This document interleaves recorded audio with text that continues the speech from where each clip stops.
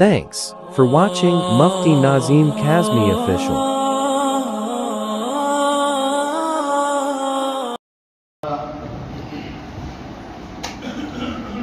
الحمدللہ نحمده ونستعینه ونستغفره ونؤمن به ونتوکل علیہ ونعوذ باللہ من شرور انفسنا ومن سیئات اعمالنا من يهده الله فلا مضل له ومن يضلل فلا هادي له ونشهد أن سيدنا ومرشدنا ومولانا محمدا عبده ورسوله أما بعد فأعوذ بالله من الشيطان الرجيم بسم الله الرحمن الرحيم الذين ينفقون أموالهم بالليل والنهار سرا وعلانية وقال الله تبارك وتعالى من ذا الذي يقرض الله قرضا حسنا وقال الله تبارك وتعالى مثل الذين ينفقون أموالهم في سبيل الله كمثل حبة أنبتت 7 سنابل في كل سنبلة 100 حبة والله يضاعف لمن يشاء وقال الله تبارك وتعالى والذين يكنزون الذهب والفضة ولا ينفقونها في سبيل الله فبشرهم بعذاب أليم يوم يحمى عليها في نار جهنم فتقوى بها جباههم وجنوبهم وظهورهم هذا ما كنزتم لأنفسكم فذوقوا ما كنتم تكنزون آمنت بالله صدق الله العلي العظيم وقال النبي صلى الله تعالى عليه وسلم بني الإسلام على 5 شهادة أن لا إله إلا الله أو كما قال النبي صلى الله عليه وسلم انتہائی واجب الاحترام بزرگوں دوستوں عزیز بھائیوں، آج رمضان المبارک کی 11 تاریخ ہے اور جمعۃ المبارک کا دن ہے۔ اللہ رب العزت مجھے آپ کو رمضان کے اس مبارک مقدس پاک مہینے کی قدردانی کی سعادت اور توفیق عطا فرمائے۔ میرے بھائیوں، قرآن پاک کی میں نے کئی آیتیں خطبے کے اندر آپ حضرات کے سامنے پڑھی ہیں، بلکہ آیتوں کے بھی چھوٹے چھوٹے حصے اور ٹکڑے پڑھے، اور یہ آیتیں میں نے حصول برکت کے لیے پڑھی، ورنہ تو قرآن کی ایک آیت بھی بیان کے لیے کافی ہے۔ ایمان کی بنیاد 5 چیزوں کے اوپر ہے۔ بنیاد کا مطلب ہوتا ہے فاؤنڈیشن، نیچے کا اسٹرکچر جو زمین کے اندر کنکریٹ، سریے اور سیمنٹ اور مختلف چیزوں سے بنا کر کے بیس کسی بھی بلڈنگ اور عمارت کی رکھی جاتی ہے، تو اسلام کی بنیاد پیغمبر علیہ السلام نے 5 چیزوں کے اوپر بتائی۔ آپ غور سے سنیں، توجہ کے ساتھ سنیں، اس لیے کہ اگر کسی کے پاس یہ فاؤنڈیشن اور بنیاد ہی نہیں ہے تو اسلام کا تو سوال ہی پیدا نہیں ہو سکتا۔ اگر کسی مکان کی نیچے کی بنیاد ہی کمزور ہو، یا کمزور تو چھوڑیے ہے ہی نہیں سرے سے، تو مکان کہاں سے کھڑا ہوگا؟ اس لیے بات کو توجہ کے ساتھ سنیں، عمل کی نیت سے سنیں، اس جذبے کے ساتھ سنیں کہ جو بات کہی جا رہی ہے وہ ہم سب کے لیے۔ اسلام کی بنیاد پیغمبر علیہ الصلوۃ والسلام نے 5 چیزوں کے اوپر بتائی ہے. سب سے پہلی بنیاد ہے شہادتی اللہ الہ الا اللہ، کلمہ لا الہ الا اللہ محمد الرسول اللہ. اس میں پہلے انکار ہے، پھر بعد میں اقرار ہے، یعنی کسی سے کچھ نہیں ہوتا. سب سے پہلے انکار کرایا، کیوں؟ اس لیے کہ جب تک اللہ کا غیر انسان کے دل کے اندر سے نہیں نکلے گا اس وقت تک اللہ غیور ہیں، غیرت مند ہیں، اپنا تعلق اپنی محبت دل کے اندر پیدا نہیں کرتے. پہلے راستہ کلیئر چاہیے. اللہ نے دل بنایا ہے اور اس دل میں ایک ہی کی محبت آ سکتی ہے، یا تو رحمان کی یا شیطان کی. اسی لیے قرآن کہتا ہے ما جعل اللہ لرجل من قلبین فی جوفی، ہم نے کسی انسان کے سینے میں 2 دل نہیں بنائے کہ ایک دل وہ رحمان کو دے دے اور ایک شیطان کو. اللہ نے فرمایا نہیں، دل ایک ہے. لہذا میرے عزیز بزرگوں بھائیوں، پہلے اس دل کو اللہ کے غیر سے خالی کرنا پڑتا ہے. لا ایک تلوار ہے جو سارے کے سارے معبودان باطلہ کو اندر سے ختم کر دیتی ہے. اور انسان جب لا کہتا ہے اس کا مطلب یہ ہے کوئی مشکل کشا نہیں، کوئی حاجت روا نہیں، کوئی نفع نقصان کا مالک نہیں، کوئی اولاد دینے والا نہیں، کوئی کاروبار بند کرنے والا نہیں، کوئی بیمار کرنے والا نہیں، کوئی شفا دینے والا نہیں، الا اللہ، مگر اللہ. یعنی جن چیزوں کا پہلے انکار کیا پھر ان تمام چیزوں کا اقرار کیا. اچھا سوال پیدا ہو سکتا ہے یار پہلے انکار کیوں کرایا، ڈائریکٹ شروع میں اقرار ہی کرا دیتے.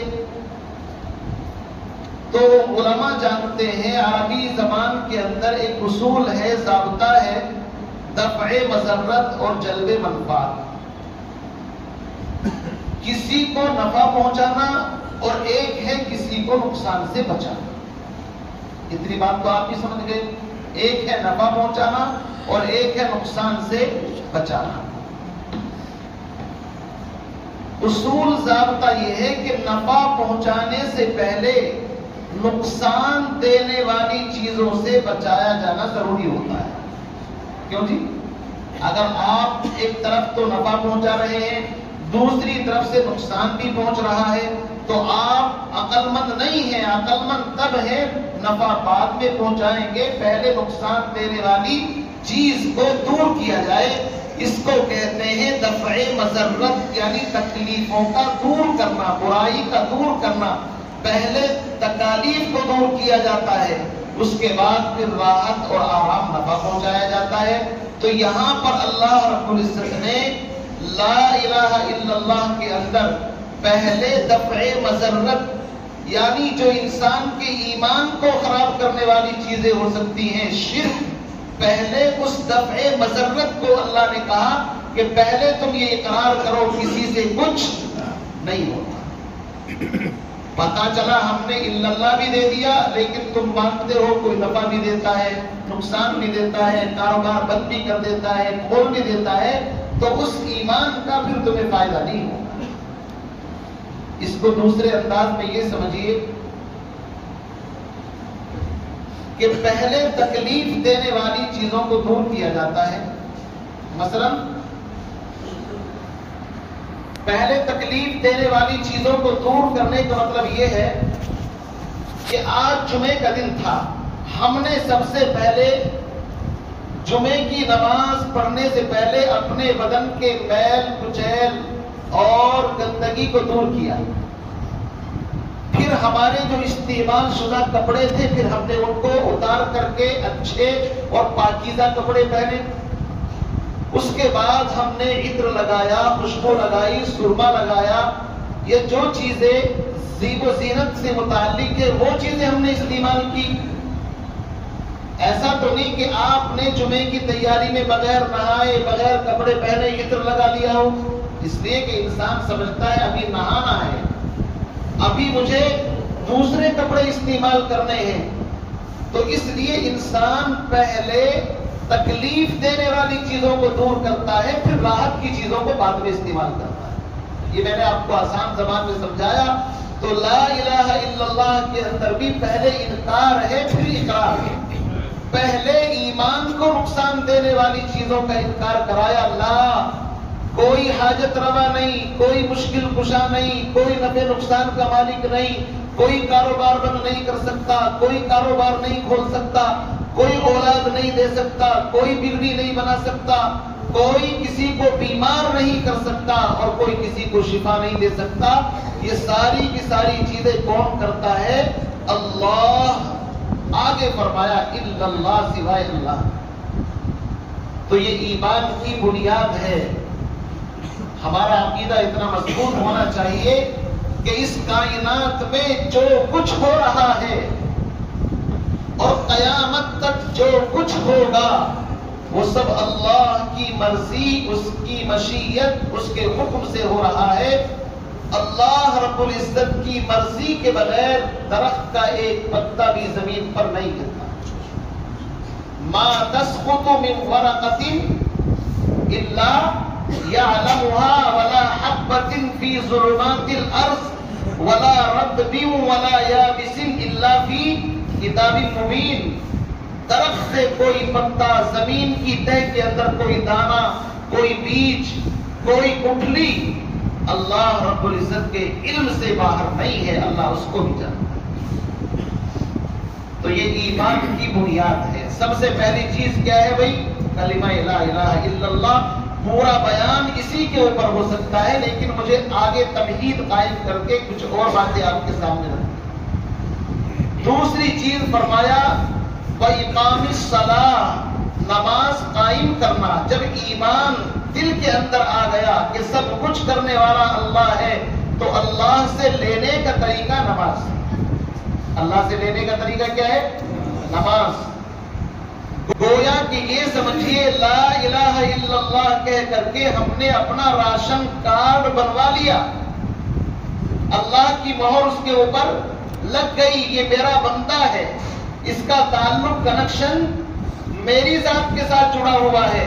اور میرے بندے، جب تیرا راشن کارڈ بن چکا ہے، اب تجھے پرمیشن مل جاتی ہے، اب تجھے اجازت دی جاتی ہے کہ تو آ میرے دربار کے اندر اور میرے سامنے اللہ اکبر کہہ کر کے ہاتھ باندھ لے، اللہ اکبر کہہ کر کے رکوع میں چلا جا، اللہ اکبر کہہ کر کے سجدے میں چلا جا، اور اپنی ضرورتیں لے کر کے آ میرے دربار کے اندر۔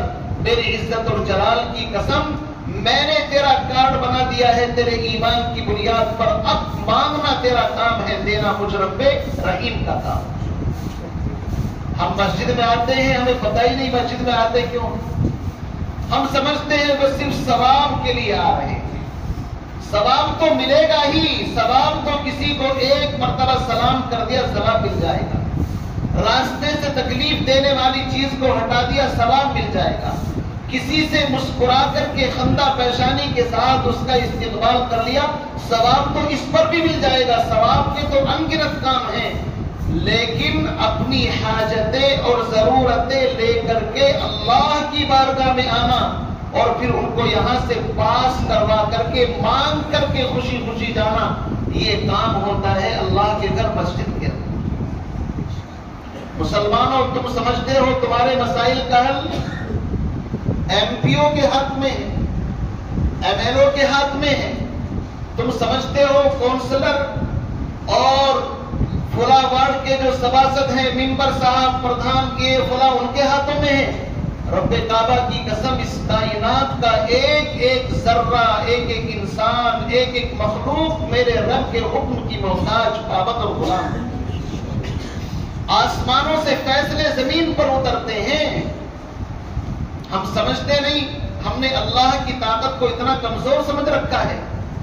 مسلمان، تجھے اپنے ایمان کی خبر نہیں ہے، تیرے سینے کے اندر وہ فاؤنڈیشن، وہ ایمان جاگزی ہے جو میں نے ابھی بتایا۔ لا الہ الا اللہ اگر دل کے اندر پیدا ہو جائے تو علامہ اقبال نے انہی کے بارے میں کہا، تیری نگاہ سے دل سینوں میں کانپتے تھے۔ مسلمان تو وہ تھا اگر کسی کو نظر بھر کر کے دیکھ لیتا تو بڑے بڑے قیصر و کسرا جیسے سپر پاور وقت کے بادشاہ تھر تھر کانپتے تھے اور ان کے سروں سے تاج گر کر کے زمین پر گر جاتے تھے. تیری نگاہ سے دل سینوں میں کانپتا تھا، کھویا گیا وہ تیرا جذبے قلندرا. بات یہ ہے کہ ہمارا ایمان مضبوط نہیں ہے. ہم کلمہ پڑھتے ہیں، جی مسلمان ہیں، فارملٹی پوری کر رہے ہیں، تو نے کلمے کے مقصد کو سمجھا نہیں. یہ عقیدت گہے الفت میں قدم رکھنا ہے. لوگ آسان سمجھتے ہیں مسلمان ہونا. اگر مسلمان ہونا اتنا ہی آسان ہوتا تو ابو جہل کو کلمہ پڑھنے میں کوئی دقت نہیں تھی. وہ 100 مرتبہ لا الہ الا اللہ کہہ لیتا، لیکن وہ ابو جہل جانتا تھا، ابو لہب جانتا تھا کہ لا الہ الا اللہ کا مطلب یہ ہے اپنی انا کو فنا کر کے صرف ایک اللہ کی بادشاہت کو تسلیم کر لینے کا نام ایمان ہے، اور یہ میرے سامنے نہیں ہو سکتا. وہ یہ سمجھتے تھے ہم بڑے ہیں، لیڈرشپ ہمارے پاس ہے، چودراہٹ ہمارے پاس ہے، یہ کیسے ہو سکتا ہے اتنے سارے خداؤں کو چھوڑ کر کے صرف ایک کی بادشاہت کو تسلیم کر دیں. اس لیے قرآن نے کہا ہے اجعل الآلہۃ الہا واحدا ان ھذا لشیء عجاب. وہ کہا کرتے تھے اتنے سارے خداؤں سے کام نہیں چلتا، محمد تم ایک کی بات کرتے ہو، ایک سے کیسے کام چل سکتا ہے؟ نعوذ باللہ من ذالک. حالانکہ اللہ کی شان یہ ہے قل ھو اللہ احد اللہ الصمد لم یلد ولم یولد ولم یکن لہ کفوا احد. تو ایمان والے ابھی تیرا ایمان پکا نہیں ہے. آپ مجھے معاف کیجئے گا، میں ایمانداری کے ساتھ کہہ رہا ہوں. ایمان کا مطلب یہ ہے ساری کائنات سے نظر ہٹ کر کے اللہ کے اوپر ٹک جائے. جو کچھ کر رہا ہے، جو کچھ کرے گا میرا رب کر رہا ہے، اور میں اپنے رب کے ایک ایک فیصلے کے اوپر دل سے رضامند ہوں، خوش ہوں. اس کا نام ایمان ہے. اللہ کو بھی مانتے ہیں، زبان پر شکوے بھی ہیں، شکایتیں بھی. ایک نوجوان حضرت حسن بصری رحمت اللہ علیہ کی خدمت میں آیا، سر کے اوپر پٹی بندھی ہوئی ہے. حضرت حسن بصری نے پوچھا بھئی مسئلہ کیا ہے، سر کے اوپر یہ پٹی کیوں باندھ رکھی ہے؟ کہنے لگا حضرت سر میں درد ہے، بس بڑا پریشان ہوں، یہ ہے وہ ہے، یعنی ناشکری کے الفاظ. حضرت نے فرمایا اللہ نے اربوں خربوں نعمتیں تجھے دے رکھی ہیں، 2 آنکھیں دی ہیں، 2 کان دیے ہیں، بہترین تجھے سونگھنے کے لیے ناک دی ہے، پکڑنے کے لیے ہاتھ دیے ہیں، چکھنے کے لیے زبان دی ہے، چلنے کے لیے پیر دیے ہیں، آکسیجن کے لیے ناک دی ہے. پورا کا پورا سسٹم. اگر ایک ایک گردے کی قیمت کتنی آپ جانتے ہیں نا، جن کے گردے خراب ہو جاتے ہیں، اگر مول لینا پڑ جائے تو لاکھوں سے کہیں زیادہ ایک ایک گردے کی قیمت ہے. کیا اتنے بڑے اس وجود کے اندر، جسم کے اندر ایک ایک عضو اتنا قیمتی اللہ نے رکھا ہے؟ یہ چلتی پھرتی مشین خدا کی قسم لاکھوں نہیں کروڑوں کی ہے.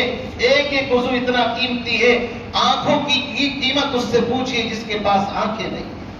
کانوں کی قیمت کا پتہ اس سے پوچھئے جس کے پاس سننے کے لیے کان نہیں ہے، جس کو سنائی نہیں دیتا. جس کے ہاتھ کام نہیں کرتے، ہاتھوں کی قیمت اس سے پوچھو. جو چل نہیں سکتا، پیروں کی قیمت اس سے پوچھو.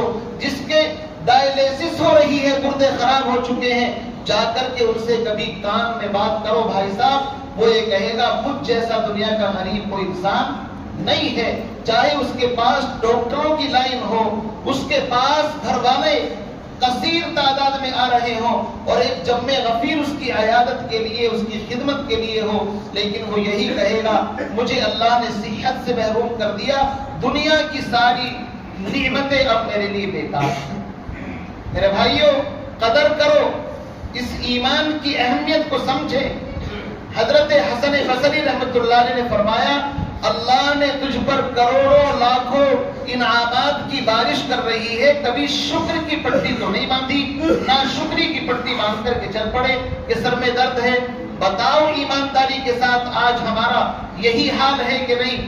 کوئی پریشانی، کوئی تکلیف زندگی کے اندر آ جائے تو ہم کیا کرتے ہیں؟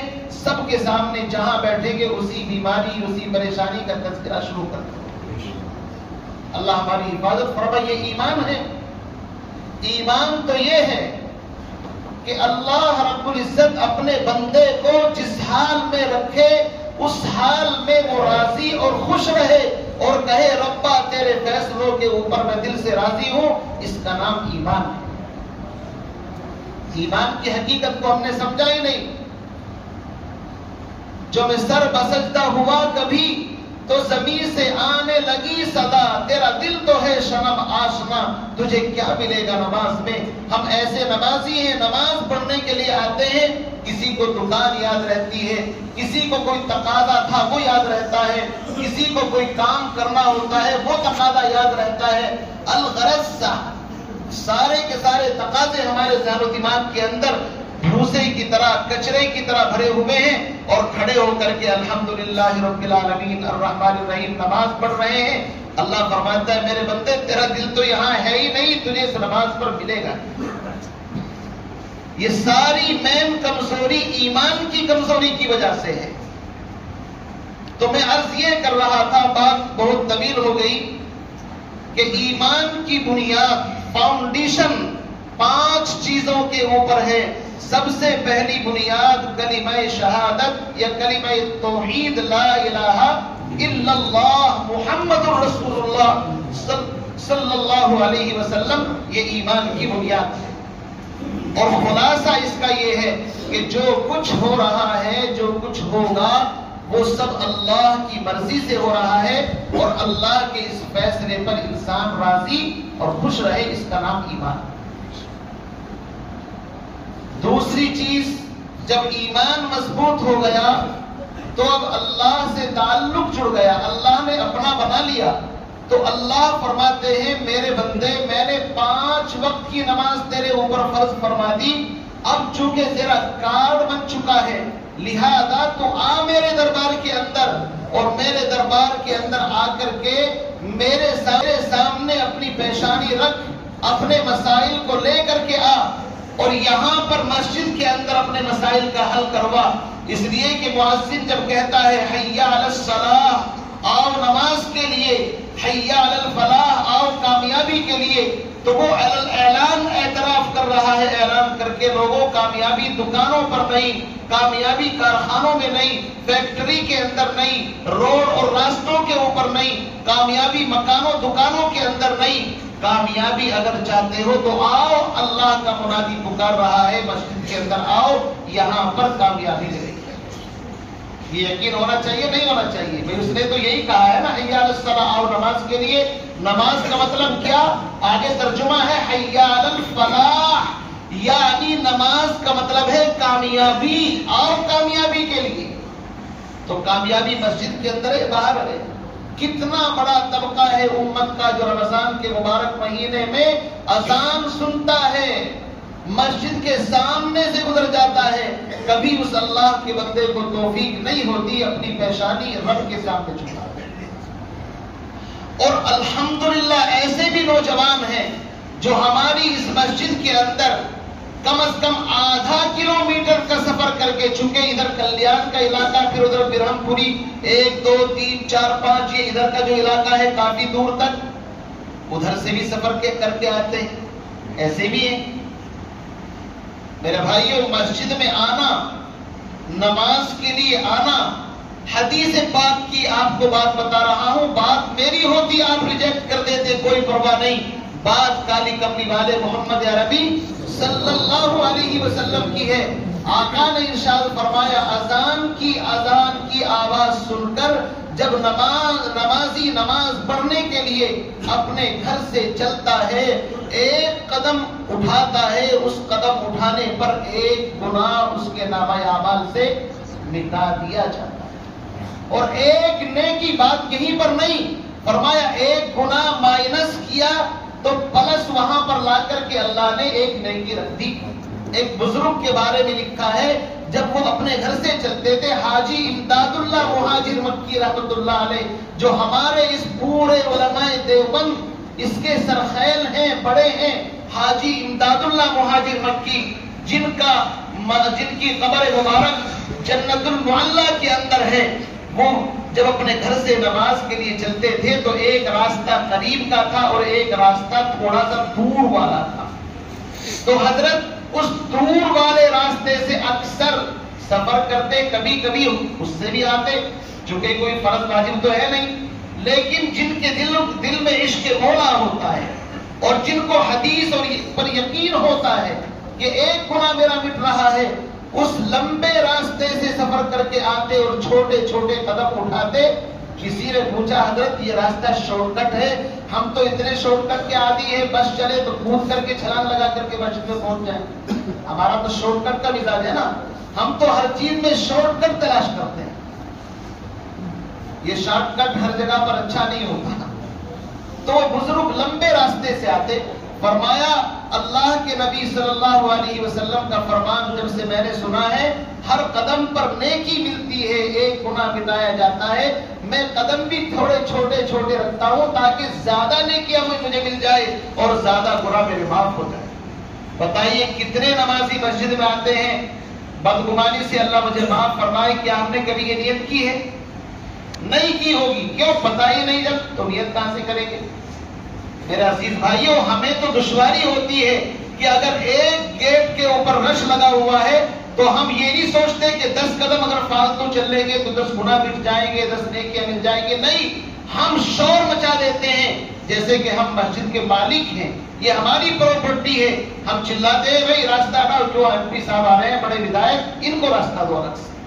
اگر اس اللہ کے بندے کے دل کے اندر یہ بات ہوتی، یہاں اس گیٹ کے اوپر رش لگا ہوا ہے، میں 20 قدم اگر ادھر سے نکل کر کے آؤں گا تو اتنے میرے گناہ مٹ جائیں گے، اتنا ثواب مجھے مل جائے گا، تو آپ بتائیے یہ بات آدمی آرام سے کمپرومائز کر سکتا ہے؟ نہیں کر سکتا۔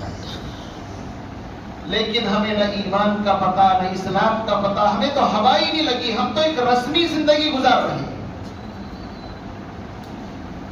تو ایمان کی بنیاد ہے لا الہ الا اللہ، اور پھر دوسرے نمبر پر ہے وَإِقَامِ الصَّلَاةِ۔ اب تمہارا راشن کارڈ بن گیا، آؤ کامیابی کے لیے مسجد کے دروازے کھلے ہوئے ہیں، آؤ یہاں پر کامیابی ملے گی۔ اس کے بعد فرمایا وَإِقَامِ الصَّلَاةِ وَإِيتَاءِ الزَّكَاةِ، اللہ نے پیسہ دیا ہے، مال دیا ہے، بخیل کنجوس مت بنو۔ اللہ کی مخلوق کا اس کے اندر حصہ ہے۔ 100 روپے میں 2.5 روپے، 1 لاکھ کے اندر 2,500 روپے زکوٰۃ بنتی ہے، کوئی مشکل مسئلہ نہیں، کتنا آسان مسئلہ ہے۔ 1 کروڑ روپے اللہ نے کسی کو دیے ہیں تو 2.5 لاکھ زکوٰۃ بنتی ہے، کوئی مشکل مسئلہ ہے۔ 97,50,000 آپ کے حلال پاکیزہ، جو چاہے کرو، جو چاہے استعمال کرو، کھاؤ پیو، برکت والا پیسہ، موج مستی۔ لیکن انسان سوچتا ہے 2.5 لاکھ اگر 1 کروڑ میں سے زکوٰۃ دینے پڑ گئے، میں کتنا غریب ہو جاؤں گا۔ میں اس کی تفصیل میں نہیں جاتا، مجھے تھوڑا تقاضا بھی ہے، اس لیے میرے عزیز بھائیوں بس آپ اتنی بات سمجھیں، جس طرح نماز انسان کے اوپر فرض ہے، ایسے ہی جن بندوں کے پاس اللہ نے سرمایہ دیا ہے اور جن کی ملکیت میں 52.5 تولہ چاندی، 7.5 تولہ سونا، یا اتنا نقد سامان تجارت، یا نقد کیش، یا اتنا پیسہ سال بھر جس بندے کی ملکیت میں ہو، اب اگر اس سے زائد اس کے پاس کوئی بھی مال ہے اور وہ مال تجارت ہے تو اس کے اوپر زکوٰۃ فرض ہے۔ تجارت کے اوپر رکھی ہے، کیوں؟ اس لیے کہ بڑھ رہا ہے نا، تو اس میں سے دینا ہے۔ آپ نے 1 کروڑ کا مکان بنگلہ بنا رکھا ہے، لیکن آپ رہتے ہیں، شریعت کہتی ہے ہمیں اس میں سے 1% بھی نہیں چاہیے، تمہارا مکان ہے، رہو اس کے اندر۔ لیکن اگر آپ کے پاس کہیں پلاٹ ہے، فلیٹ ہے، کوٹھی پڑی ہوئی ہے، یا آپ نے زمین خریدی ہے تجارت کے لیے، اب اللہ کہتا ہے اگر تم پروفٹ کمانا چاہتے ہو تو کیا اس میں غریبوں کا حصہ نہیں ہے؟ اللہ نے کہا اس مال تجارت میں ان کا بھی حصہ ہے۔ تو مال تجارت کے اندر، ہاں سونے اور چاندی کے اندر، چاہے وہ تجارت کے لیے ہو چاہے نہ ہو، اگر اپنے گھر پر بھی رکھے ہوئے ہیں، آپ کی بیوی کے پاس ہیں، بیٹی کے پاس ہیں، اور سال گزر جائے گا تو شریعت کہتی اس کے اوپر بھی فرض ہے، اس لیے کہ سونا چاندی خود بخود بڑھنے والا مال ہے، اس کی ویلو اوپر نیچے چلتی رہتی ہے۔ تو تفصیلی مسائل کا تو موقع نہیں ہے۔ ایک مسئلہ بھی مجھ سے کل رات عشاء کے بعد پوچھا تھا، تو اس کی وضاحت کر دوں سبھی کے لیے۔ مسئلہ یہ ہے کہ اگر ہم نے فرض کرو کسی آدمی کو قرض دے رکھا ہے 1 لاکھ 2 لاکھ روپے، اب اس آدمی کے حالات خراب ہو گئے، وہ بیچارہ غریب ہو گیا، قرض ادا کرنے کی پوزیشن میں نہیں، پتہ یہ چلا بلکہ خود زکات کا مستحق ہو گیا، حالات تو بدل جاتے ہیں نا۔ تو کیا ہم یہ سوچ کر کے کہ جس بندے کے ہمارے اوپر ہم نے قرض دیا تھا اس کو زکات میں مائنس کر دے ہماری زکات ادا ہو جائے گی؟ تو مسئلہ یہ ہے اس طرح مائنس کرنے سے زکات ادا نہیں ہوگی، اس لیے کہ زکات کی ادائیگی کے لیے مال کو نکالتے وقت یا دیتے وقت زکات کی نیت کرنا ضروری ہوتا ہے، اور جب ہم نے اس کو دیا تھا اس وقت ہم نے زکات کی نیت اس مال پر نہیں کی تھی، لہذا اب ہم یہ سوچے آئے گا تو ہے ہی نہیں، ہمیں زکات اور مزید نکالنی پڑے گی، کم سے کم اسی کے اوپر نیت کر لے بھائی 50,000 روپے زکات کے ہماری طرف سے آپ رکھ لینا۔ شریعت کہتی ہے نہیں نہیں، اس کا طریقہ یہ نہیں، اور 2 طریقے بتائے ہیں، لیکن میں یہاں پر نہیں بتاؤں گا، آپ مجھ سے بعد میں پوچھ سکتے ہیں کہ وہ 2 طریقے کیا ہیں، کیونکہ ورنہ میرا بیان سارا اسی میں چلا جائے گا۔ تو تیسرے نمبر پر ہے زکات دینا، اور چوتھے نمبر پر ہے رمضان کے روزے، اور اللہ نے مال دیا ہے تو بیت اللہ کا حج کرنا۔ یہ میں نے آپ کو بڑے مختصر انداز کے اندر بتایا، ورنہ مجھے کچھ اور باتیں آپ کے سامنے کرنی تھی، لیکن ایمان کا مسئلہ اتنا اہم ہے کہ اس کے اوپر جتنا بولے لطف بھی آتا ہے اور ایمان میں اضافہ بھی ہوتا ہے۔ بہرحال کہنے والا بھی اللہ کا محتاج، سننے والا بھی اللہ کا محتاج۔ اللہ نے جو کچھ بھی ذہن میں ڈالا ہے، میں نے کہا ہے، آپ نے سنا ہے، اللہ کرے ساری باتیں ہماری زندگی کے اندر اللہ داخل فرما دے اور ہم ان کے اوپر عمل کرنے والے بن جائیں۔ آپ کو سنتوں کا ٹائم بھی چونکہ مجھے دینا ہے 5 منٹ پورے مکمل۔ آپ حضرات کی اس مسجد میں ماشاءاللہ آپ خود دیکھ رہے ہوں گے، ابھی کچھ سفراء جو آتے ہیں پچھلے سال، اب وہ مسجد کو آ کر کے دیکھتے ہیں تو ان کی زبان پر ہوتا ہے کہ سارا نقشہ ہی چینج ہو گیا آپ کی مسجد کا، مطلب ہے الحمدللہ، ہم سبحان اللہ کہہ دیتے ہیں تو اللہ ہے کرنے والا، ہم کون ہیں؟ پہلے مسجد بہت نیچے تھی، اب ماشاءاللہ اوپر ہو گئی، ٹائل لگ گئی خوبصورت، اور ابھی رنگ روگن پینٹ وینٹ آپ نے دیکھا ہوگا، پہلے سب گرین اور یہاں سے ادھری سب نظر آتی تھی، اب بالکل ماشاءاللہ بڑی اسمارٹ وائٹ ہاؤس کی طرح اوپر سے نیچے تک سفید اللہ نے کرا دی۔ یہ سب آپ حضرات کے پیسے سے اس مسجد کے اندر کام چلتا ہے، اور اس کا کوئی مستقل الگ سے فنڈ نہیں۔ رمضان کا مقدس مہینہ ہے، یہاں پر ثواب بڑھ رہا ہے۔ ہم سب سے پہلے اپنے ذاتی سرمایے سے جس مسجد میں نماز پڑھتے ہیں، جس کے پنکھے چلتے ہیں، جس کی اے سی سے ہم فائدہ اٹھاتے ہیں، جس کی سفور قالین پر ہم نماز پڑھتے ہیں، ہماری ذمہ داری ہے اپنی مسجد کو خوبصورت اور بہترین رکھنا اور ہر چیز کا خیال رکھنا۔ یہ ہماری ذمہ داری، کسی اور کی ذمہ داری ہے؟ بولو بھائی، ہماری ذمہ داری ہے۔ تو میں زیادہ تفصیل میں نہ جاؤں کہ یہ صفحے آئی تھی تقریباً 80-85 ہزار روپے کے قریب، اس کے بعد ابھی 2-2.5 لاکھ کے قریب جو آپ کی مسجد میں پینٹ ہوا ہے اس میں خرچ ہو گیا ہے۔ اس وقت مسجد کے اندر گویا کہ یوں سمجھ سکتے ہیں آپ، بیلنس جو ہے نا بالکل